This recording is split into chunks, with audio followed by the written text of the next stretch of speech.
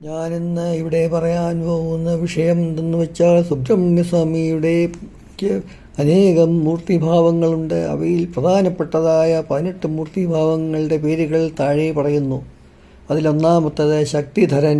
സുബ്രഹ്മണ്യസ്വാമിയുടെ മാതാവായ പാർവതീദേവി സമ്മാനിച്ച വേലിൻ്റെ പേരാണ് ശക്തി. ആ വേല് കയ്യിൽ വച്ചിരിക്കുന്നതുകൊണ്ടാണ് സുബ്രഹ്മണ്യസ്വാമിയെ ശക്തിധരൻ എന്ന് പറയുന്നത്.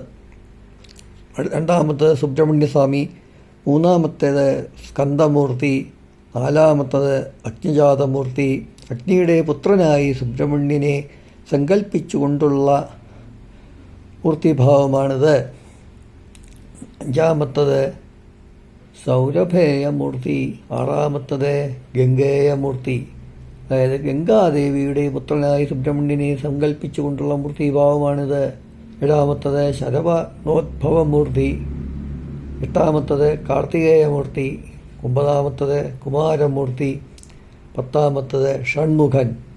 അത് 6 മുഖങ്ങളോടും 12 കൈകളോടും കൂടി ഭാര്യമാരായ ദേവസേനയോടും പള്ളിയും ഇരുവശത്തുമായി നിൽക്കുകയും മയിലിൻ്റെ പുറത്ത് ഇരിക്കുന്നതുമായ സങ്കല്പത്തിലുള്ള മൂർത്തിഭാവമാണിത്.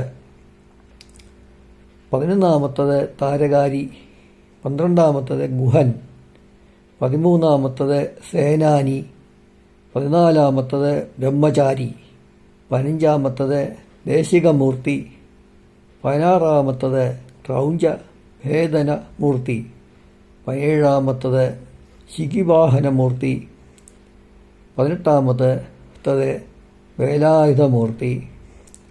ഇവയെല്ലാമാണ് 18 മൂർത്തിഭാവങ്ങൾ.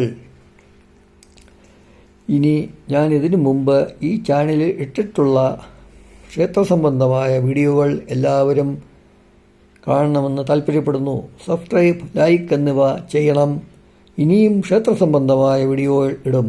1 മാസം മുമ്പ് ഇട്ട തിരുവനന്തപുരത്തെ OTC ഹനുമാൻ സ്വാമി ക്ഷേത്രം, കവടിയാർ സുബ്രഹ്മണ്യസ്വാമി ക്ഷേത്രം എന്നീ വീഡിയോകളെല്ലാം കണ്ടിട്ടില്ലാത്തവർ കാണേണ്ടതാണ്. അത് കണ്ടിട്ടില്ലാത്തവരുണ്ടെങ്കിൽ കാണണം. ഇനി നാളെ കാണാം.